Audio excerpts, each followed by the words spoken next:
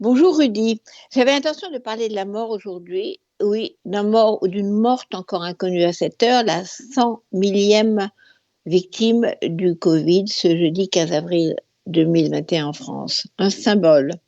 Mais je me suis réveillée en entendant une avocate au barreau de Paris qui expliquait ce matin à l'aube, sur une grande radio, que c'était normal que l'assassin de Sarah Halimi ne soit pas jugé mais envoyé en asile psychiatrique.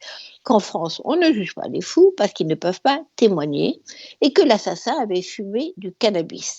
Que tous les experts ont conclu que le cannabis rend fou au sens juridique de notre droit français, explique l'avocate. Rappelons qu'en avril 2017, Kobili Traoré, jeune musulman de 27 ans, a torturé et défenestré sa voisine, Sarah Halimi, femme juive de 65 ans, en criant Allah Akbar, Dieu est grand, et j'ai tué le shaitan, le diable. La justice avait difficilement mais finalement reconnu le caractère antisémite du meurtre. Mais après la cour d'appel hier, la cour de cassation a excusé ce crime en décidant que l'accusé était fou d'une bouffée délirante parce qu'il avait fumé du cannabis.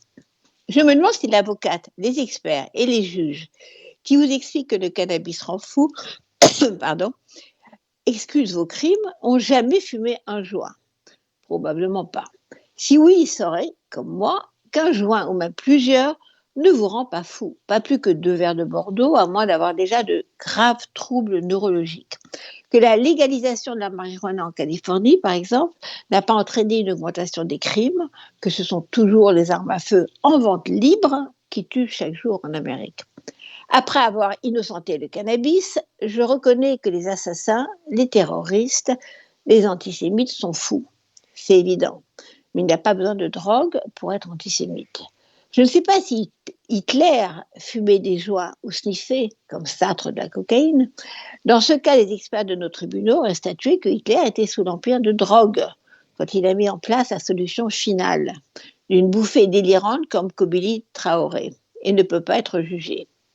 De toute façon, drogué ou pas, Hitler était fou, c'est indiscutable, comme d'ailleurs les terroristes qui tuent les dessinateurs de Charlie, les enfants de l'école juive Ozar Torah à Toulouse ou les clients de l'hypercacher.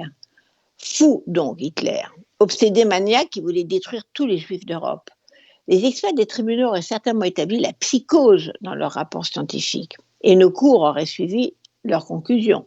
Hitler envoyé se soigner à l'hôpital psychiatrique, avec un espoir de guérison, bien sûr.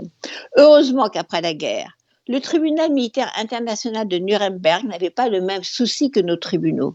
Autrement, les hôpitaux psychiatriques allemands auraient aujourd'hui de vieux patients accusés d'avoir tué des millions de juifs, soignant leur psychose antisémite.